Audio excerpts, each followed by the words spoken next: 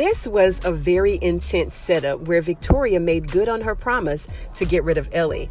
Consequently, she knew that Alan just didn't have the balls to do it, so she hired someone else. But before she relied on them to do the dirty work, she decided to try to turn Alan into a murderer one last time. And she did this by bringing his mom in on the action. She put his mom on the phone, pleading for him to do whatever Victoria said, but this still wasn't quite enough. Either that or Alan was just taking too long. Right before Ellie's demise, she admitted to Alan that she was still in love with him and that she felt like a fool for using Hunter to get back at him. And all of this didn't quite add up with the fact that Alan was very abusive to this girl and overbearingly jealous to the point where he had to put his hands on her. Shortly after this love confession, a stray bullet came through the window, hitting Ellie in the head. And we know that Victoria hired someone to do this, right? So that bullet wasn't that stray at all. The police later told us that there was a gang shootout in the building right behind them, and they already had the person apprehended with a confession. You know, they move pretty fast there in DC. And this tragic incident was a really long way from two college kids interviewing at the White House, both seeking bigger and better opportunities. In the end, one got greedy and one got very abusive. Either way, this wouldn't have ended any better for these two, as their rapport with each other was very toxic. Very toxic. The VP sent Bobby and Max to a hotel to stay, and while they're there, he's encouraging them to consider his offer to become a part of his security staff. Neither of them are too sure about making it official, but Bobby is sure of one thing, and that is he doesn't want to discuss sensitive information in the back of that van. When they arrive at the hotel, they realize that they've been put on the registration as a gay couple, and later on they find out that it was intentional to hide them in plain sight. Still skeptical, they both checked the room for bugs and began inquiring on each other's love interests, Lily and Blakely. What's really strange here is they were all so invested in attacking the president and taking down the administration, but somehow none of the communication with Blakely or the general is still intact like it was before. We would think that the general and Blakely would like to know that Bobby and Max are still alive and that they may potentially be going on a security detail with the VP, who's also been conveniently missing for the past 2 seasons of the show. You'd think with everyone's knowledge of all the murders that have taken place at the White House, and they have all the evidence that they need to bring the administration down, but yet they still want more proof, more evidence, and Hunter's signature on that resignation. Bobby discovered that Lily's phone has been blocked, and of course, you know, he wants to go over there to see what's going on, but Max advised him not to go. The very next morning, the vice president drives by and he wants them to trust him due to the fact that he used to also be in the military as well. He advised them both that a car will be there in 1 hour. He said to be ready and to be careful. He thinks that Hunter is horrible and he's ready to expose him and take over the presidency. Donald's sole focus is to find Bobby. He has Kyle watching footage on the monitors to see if they can track him. So this is when Sam came in and he asked him what he was doing, and he told him that Donald had him looking over footage. Of course, Kyle played it off, and Sam told him that he was going to go home and that the first son required 24-hour security. Now, Sam said he's going home.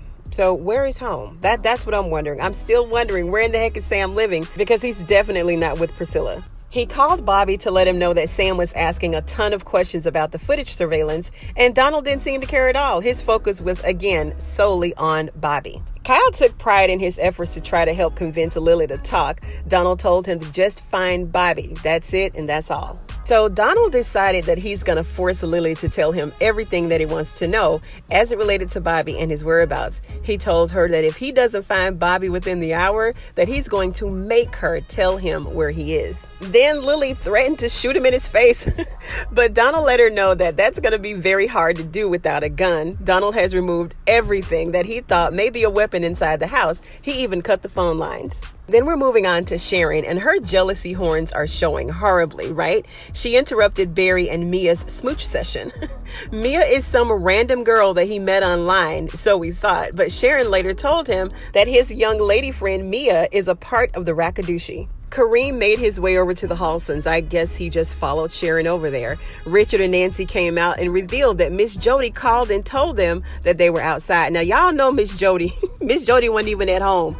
If Miss Jody was at home, she would have been out there in that yard. Miss Jody didn't come over there because she's on the game with Barry. And I did a video on this as well. I'll leave a link to it up above. And congratulations to them both, because the actors on Tyler Perry's shows, they're really making a name for themselves, like a lot of them. So congratulations to everybody who's doing something outside of Tyler Perry Studios. Then Richard told everyone to go inside the house, where Kareem revealed what was actually going on with Sharon. He told them that horny Hunter had been calling her directly. Richard said there was no way that the president was calling her. Somebody must be playing a joke. He told her that she shouldn't be talking about this to anyone. But he did find a way, using good old pen and paper, to tell everybody that Kyle more than likely bugged Sharon's clothes and also her cell phone, hence why he's deflecting the conversation. Richard wanted to talk to Sharon alone to get to the bottom of what went on, and Sharon told Richard everything about her shooting Kyle, the forced White House visit, Hunter's casual sex proposal, and everything, all the way down to the investment accounts that he put in her name.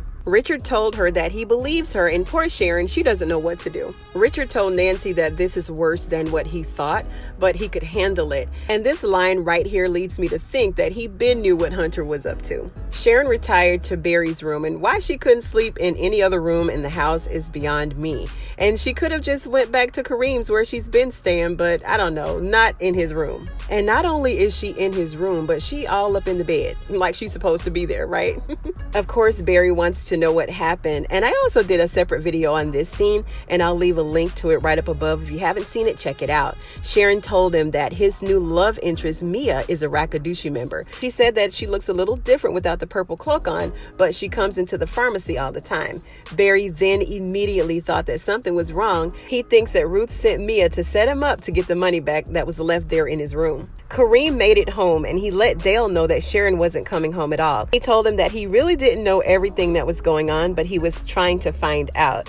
Dale feels that Kyle had something to do with him being shot. He called them all crazy, and then he let Kareem know that he's ready to go back to work, but to work in the back of the store instead of the front. Dale just got out of the hospital 10 minutes ago, and he wasn't even supposed to be home yet, and now he's ready to go back to work. Unbelievable. Jason is finding it hard to sleep with Grip standing over him watching him, but it doesn't stop him at all from his normal shenanigans and ridiculous allegations. He wanted to know if Grip was sleeping with his mom, how much she's paying him. He wants to jump out the window, play with himself in the shower. This is a complete and utter nut. Period. Grip had to remind him that he had permission to slap him around to keep him in line if needed, so he better chill out. And in our final scene, remember when Dirty Donald told Lily that if she didn't fess up about Bobby, that he was going to make her give up the info that he was looking for.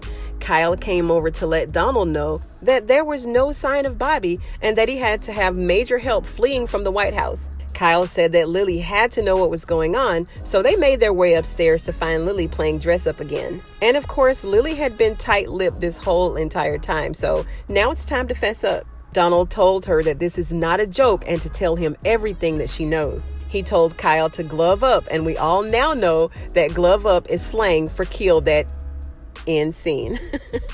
If you like this video, go ahead and give it a thumbs up. I'd really appreciate it. Thank you so much for joining me on this episode of Ruthless TV. If you're an Oval fan, go ahead and sub to this channel because I do videos just like this one all the time. Thanks once again, and I'll see you on the next one.